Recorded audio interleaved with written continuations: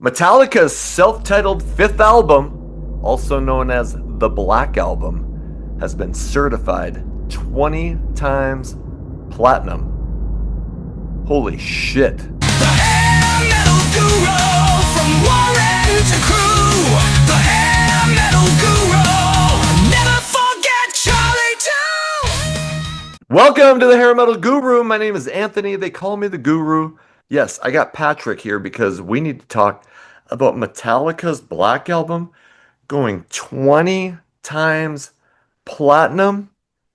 I mean, when that thing came out in 1991, did you ever expect that it was going to be not only big, but like bigger than fucking everything? Never. I remember the first time I even heard a song from it was the last day of school in eighth grade. They had a talent show, and at the end of it, while everybody was filing out of the assembly, that was playing on the PA. And I remember thinking, "Wow, like this is Metallica. Wow!" And it was accessible Metallica for the Yeah. very first time. A lot of people, a lot of the Metallica diehards say that they sold out on the previous record, Justice, but I don't think it's a sellout record at all. I think it's just they wanted to make the type of record they wanted to make, and they got the right guy to do it with Bob Rock. And there's no denying that album has something for everybody. Um, I I don't remember here. I knew of Metallica, obviously. I always was reading rock and metal magazines in high school, but we didn't have MTV. We didn't have cable TV where I grew up. I don't and the one rock radio station, I don't remember ever playing Metallica. So even though I knew of Metallica in the 80s, I don't remember hearing any of their shit.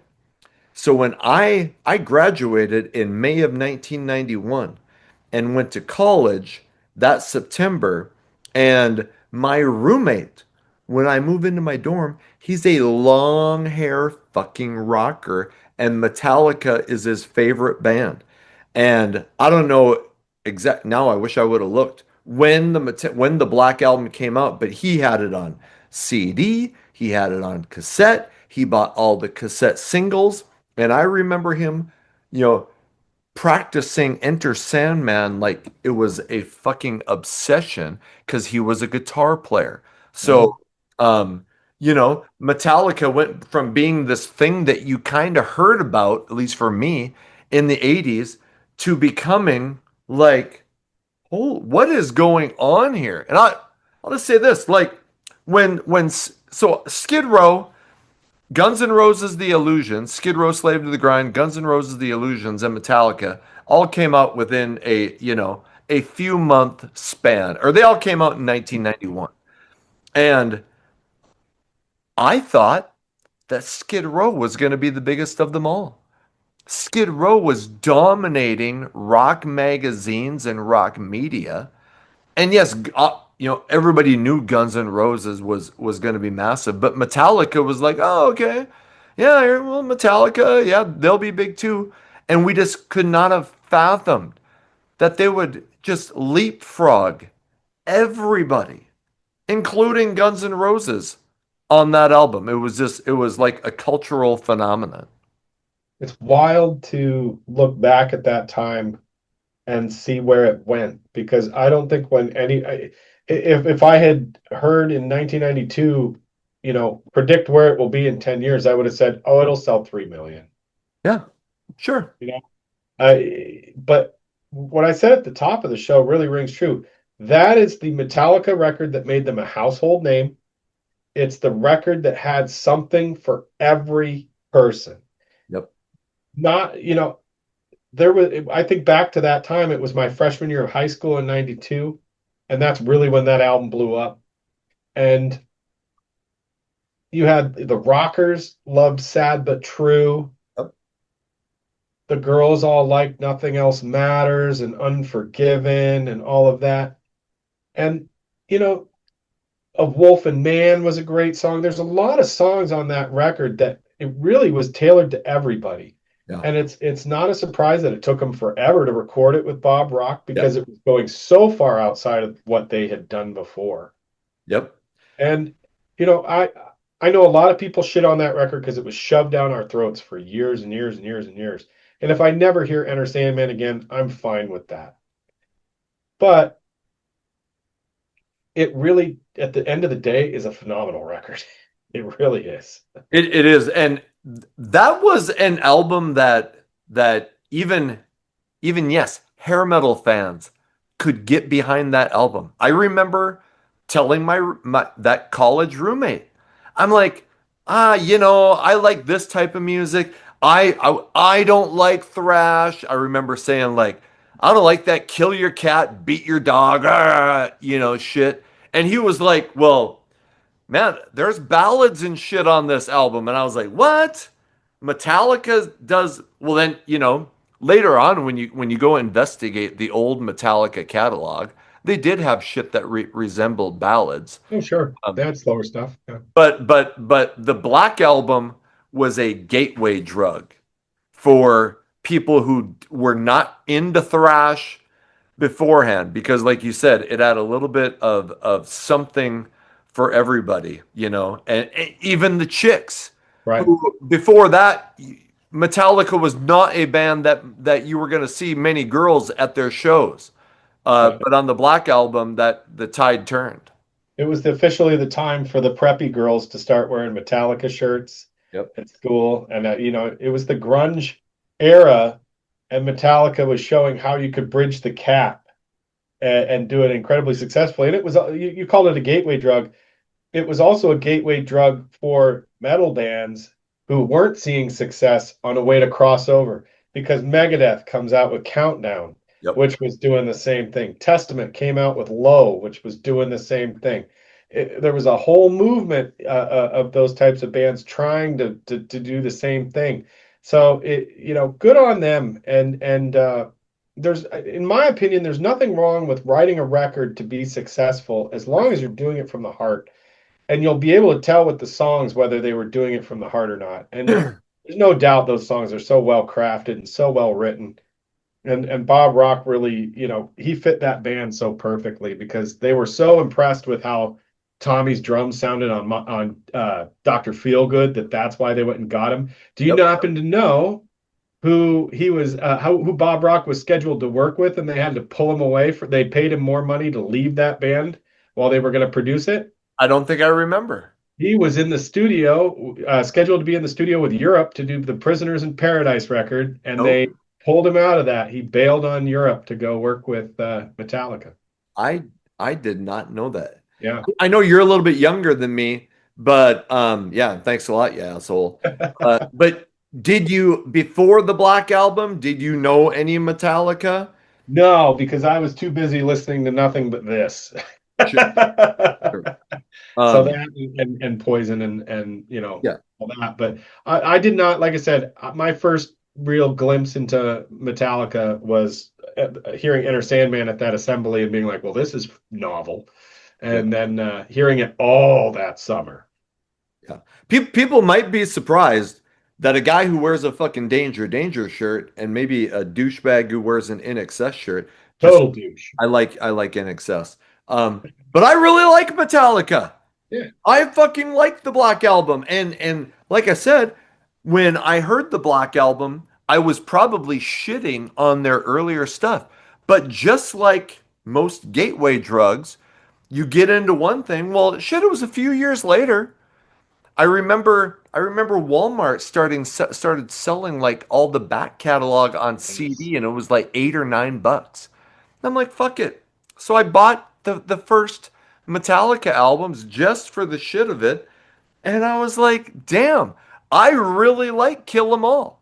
Yeah. I really like Ride the Lightning, and I really like Master of Puppets. Now I never really got into Justice for some reason. I don't know what left me hanging. But That's my favorite album of theirs. oh no shit. Yeah, I love Yeah. Justin. Yeah, I don't know what it is. But speaking of those other albums, along with the Black Album going 20 times platinum, Master of Puppets was just certified 8 times platinum. Wild. And that Black Album was so big that that, like we were saying, it drove a lot of people to go check out the back catalog. They also toured for years on that record. Yeah. And they went out with Alice in Chains and they went out with Suicidal Tendencies. They were out with a lot of different people. I have a funny story about that because when I lived in Portland, a lot of people in high school went to go see them at the horse track. They were playing at the horse track, and it was supposed to be them, Alice in Chains, and Suicidal Tendencies. And when everybody showed up, they were told that Alice in Chains had just canceled because Lane Staley was having problems. You'll never believe who they freaking replaced it with, and they got booed off stage after 3 songs. Candlebox. No shit. Maybe I heard about that. Yeah, that's pretty hardcore. Well, and they did that tour with Guns N' Roses Yeah, yeah, with the fire on his arm. that ended, and that was, it kind of showed a contrast between, where Guns N' Roses was kind of this big bloated mess, and Extravagant. and Metallica might have, some people might say that they ended up going that route, but Metallica steps in and saves the day, and Metallica, ended up with a much better reputation. People started getting kind of sick of the antics of Guns N' Roses about that time. And I think that also helped Metallica become bigger than what Guns N' Roses were. Guns N' Roses had too much bad press and negativity around them. Yeah, no, that's very true. And every tour that Metallica did on that, they just got bigger and bigger and bigger. And they started out playing regular old arenas in that, and by the end of it, they were playing the most massive places by the end of that tour cycle. And it really is a wild story of how big they got in such a short amount of time. They were big already before, Right. but they went massive at that point. I don't think and you're right, they got unbelievably huge on the Black Album, but I don't think I realized, again, not having MTV or listening to their music, just being able to read about them in magazines. I mean, they were a pretty big touring band before the Black Album. For They were sure, they were in playing arenas, yeah. A big bunch. arenas on the Justice album. And a lot of us, I think, when remember when the Monsters of Rock, Yes. they were playing before Dokken, and Oh, everybody was like, "Oh shit, they're this playing right after Kingdom Come. yeah, this band is crushing everybody on this fucking tour, and Dokken is like looking like shit trying to follow them." Oh yeah. I remember reading in one of my old metal magazines, like there was this cartoon, and it was like a page, and it was about Metallica, and this is before the Black Album, and somebody's like is like, how come I just hear Metallica all over the place, and it was set in the future, and whoever in the cartoon is like, well, all music sounds like Metallica now, and it was almost like it was foreshadowing how fucking massive this band was gonna be, and I think they built their career the right way, you They know. and they've inspired so many bands, that what you just said about this is what all music's going to sound like in the future. Well, look at a band like Disturbed. That sounds like, his unique voice, that guttural growl. Right. That's James Hetfield inspired Oh, all the way. totally. There's legions of bands in this day and age are now coming off that inspiration. So like I just talked to Terry Glaze from Pantera, and he talked about how the change occurred in Pantera when Dimebag Darrell met Lars and James. Oh, really? No, and totally, and that's when they started getting heavier and started moving towards thrash, and Terry Glaze ends up leaving the band, and they get Phil Anselmo, and but I think so many of those bands, Godsmack, Pantera, fucking every one of those bands was influenced by Metallica, because For sure. Metallica were no doubt the biggest band in the world after the Black Album.